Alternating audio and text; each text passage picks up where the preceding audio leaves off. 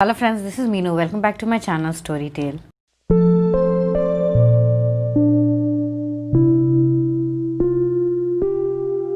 This is my first recommendation video and I'm really excited for this. I've been meaning to do this for a very long time and somehow I was not able to.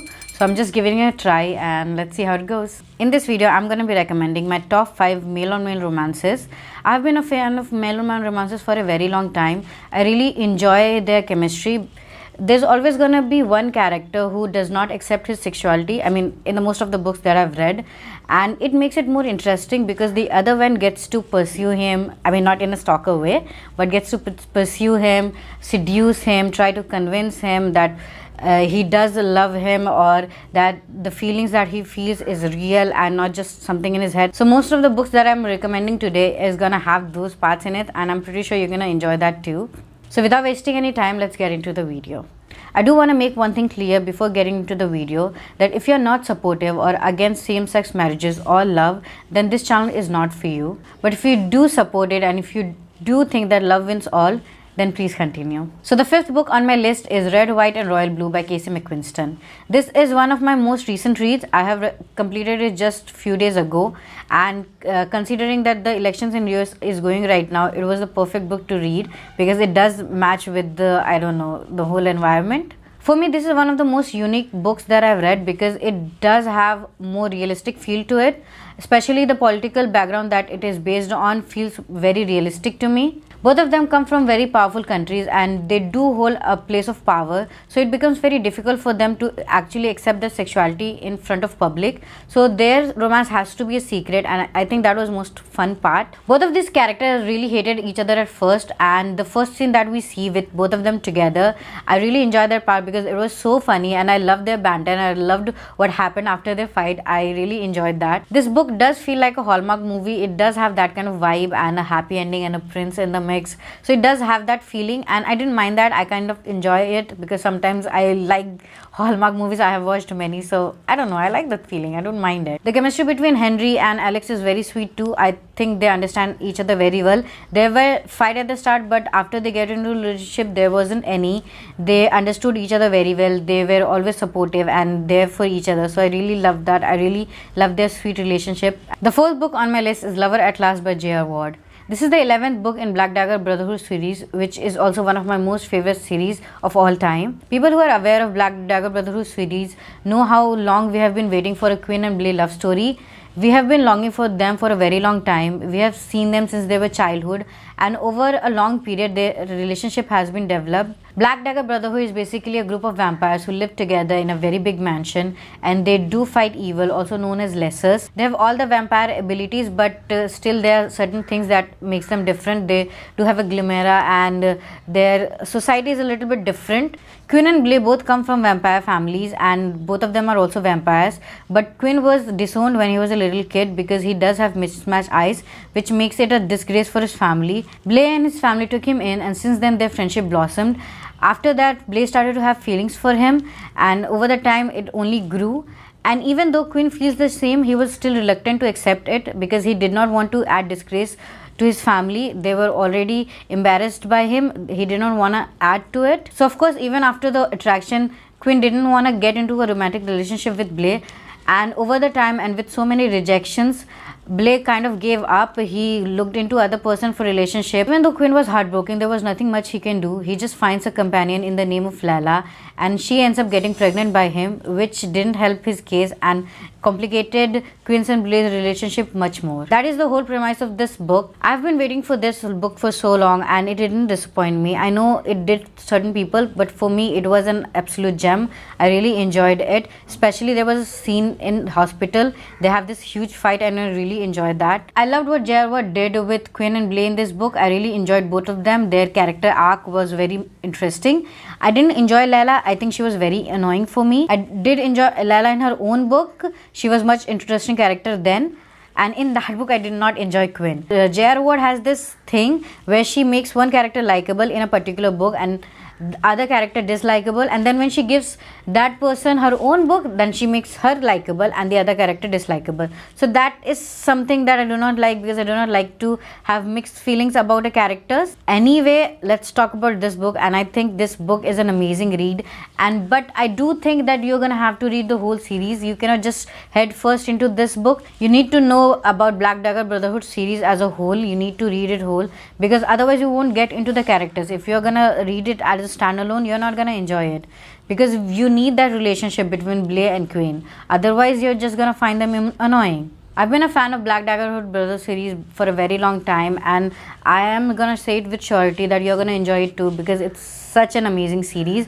Every love story was worth reading. I liked most of the couples that we see in this book, and of course my favorite is Blair and Quinn, and this book was just amazing for me, and I'm pretty sure you're gonna enjoy it too. The third book on my list is Shadow Seduction by Kresley Cole. She is one of my most favorite author. I enjoy her Immortal After Dark series, and this book comes from its spin-off series, The Dacians. It is the second book in the series, and you do not actually need to read the whole Immortal After Dark series to get into this book, because it has very less reference to the original series. But still, I'm gonna recommend you the whole series because such an amazing read. You're gonna enjoy the various paranormal creatures that we see in this book. It does not just have vampires, it has witches, it has demons and hell and everything that you want in a good paranormal series. The Dacians are basically royal bloodline of vampires, and their king is Lothar, whom I love. I have read him in the previous Immortal After Dark series, and I have loved his character. He has been a recurring character in that series. Our main character here is Prince Mercio, who is a prince of the Dacians, and he falls in love with a demon named Caspian. Caspian has his own dark past, so he is very reluctant in accepting his bisexuality. Prince Mercio and Caspian has known each other for a very long time, and one night when they were fooling around with girls, they somehow ended up kissing each other. They found an instant connection, and Prince Mercio was very quick to accept his feeling, but Caspian on the other hand was very reluctant.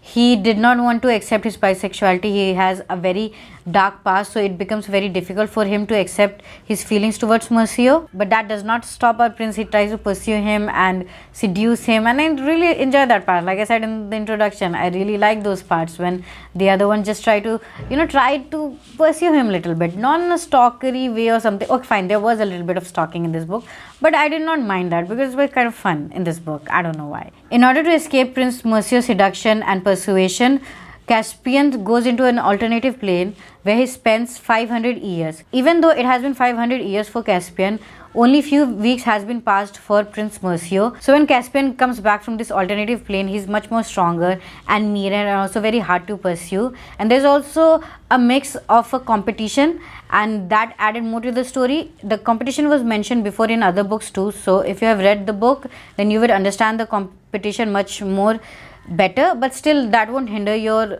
persuasion of this book. I think still you'll be able to read it as a standalone, even though I'm going to recommend the whole series to you. Still, if you do not want to commit to a whole series, you can just read this book as a standalone, and I'm pretty sure you're going to enjoy the chemistry and the steaminess between Prince Mercio and Caspian. My second recommendation is not actually a book, it's a whole series, Captive Prince by C.S. Packet. I know that my previous recommendation also feels like I was recommending the whole series, but those series basically have male and female romances in the books mostly, but this series is just a whole lot of your male and female romances which you love. The romance between Lauren and Damien is something that I am gonna remember for ages because I love this book so much. This is one of my favorite series of all time because I am in love with the story, the characters and the whole feel that it has. There are two main characters in this book, Prince Lauren and Prince Damien. Both of them are at par with each other, but both of them hate each other as much. Prince Lauren hates Damien because he killed his older brother, who was someone Prince Lauren actually looked up to, and Damien hates Lauren because his kingdom actually supports slave tradition.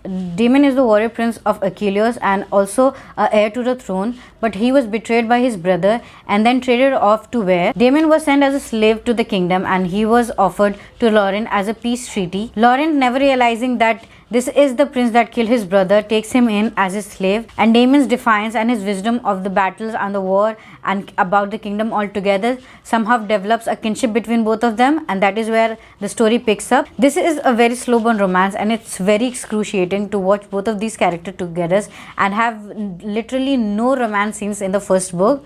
But by the second book, their romance actually picks up and it gets very interesting and very steamy. And by the third book, you're just gonna fall in love with their chemistry and their love. Especially, I love the fact that both of them are equal. I mean, they do not have the same capabilities. I mean, Damon is more warrior like, he is more capable of battle strategies and he's very powerful.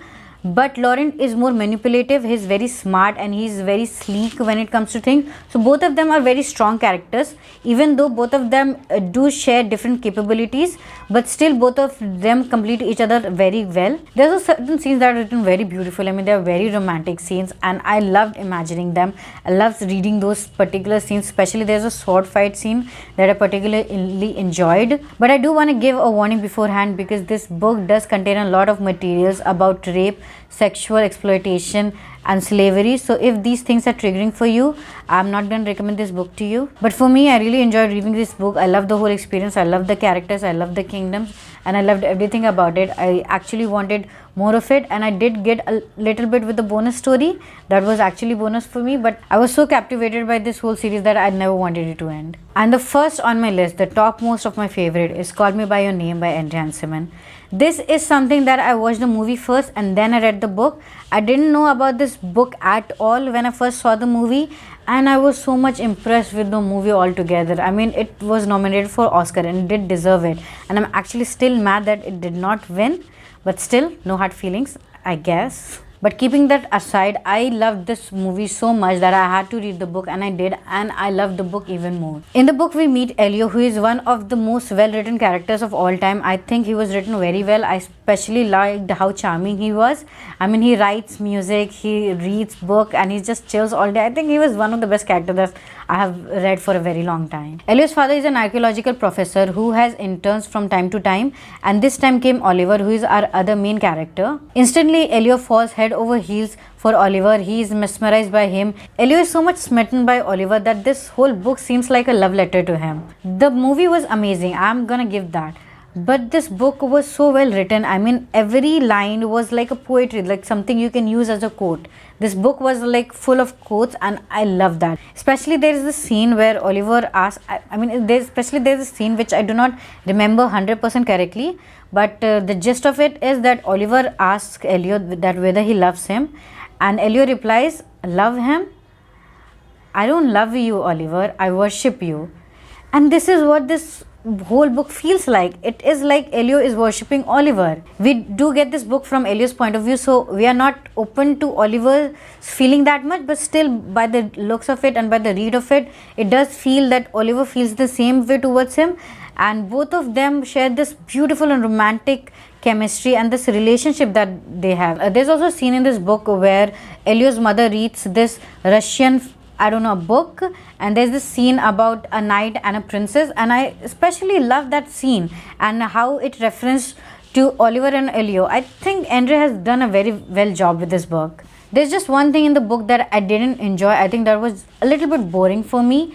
There was this place that they go, I do not remember the exact place, maybe it was Paris or something, but there's a lot of scene involving some poetry, and that Elio meets a group of people who talks a lot about poetries and prose and everything. So that is the part that I did not enjoy. It was not interesting. There was like whole pages of it written with poetry. So that part I didn't enjoy, and that was also missing from the movie. So I think the director didn't enjoy that scene too. But overall, if you love a love story that is heartfelt and innocent and something also a little bit sad, because the ending is very sad, but still it's gonna stay with you forever, this every scene, and especially the last scene between Elio and his father. I think that is one of the most beautifully father-son scenes written ever in the history, and even in the movie it was played so well. I'm just in awe of this book because how beautifully this was written. I don't think there's ever gonna be a book for me that's gonna top Call Me By Your Name. It has been my favorite for a very long time. I read it just after the movie got released, and I've been in love with this book and the movie so long that I don't think anything can top this book for me. And if you're someone who has still not watched the movie, which I don't know how is possible, and you have not read the book, I am highly recommending it, because I am telling you, you're not gonna regret it. This book and this movie is just amazing, and I think you should watch it. I think you should watch the movie first, because then when you read the book, you will know who Elio is. I like thinking that Timothy Chalamet is gonna be my Elio for like forever, and I do not think I can imagine Oliver someone else than Armie Hammer. I think these both characters have done well, especially Elio's father. I think I have these images engraved in my mind, and I loved reading it, and I loved imagining them when I was reading the scenes. So I think you should watch the movie first and then read the book. It's gonna make it much more enjoyable for you. So this is it, guys. This is my top 5 favorite male or main romances. I do want to do more recommendation videos because I enjoyed doing this, and I do want to see your recommendations too. So if you have any recommendations for me, no matter what kind of romance you read, do let me know in the comments down below, and I will surely check it out as much as possible. Until then, do not forget to like, comment, subscribe, and have a happy and safe Diwali.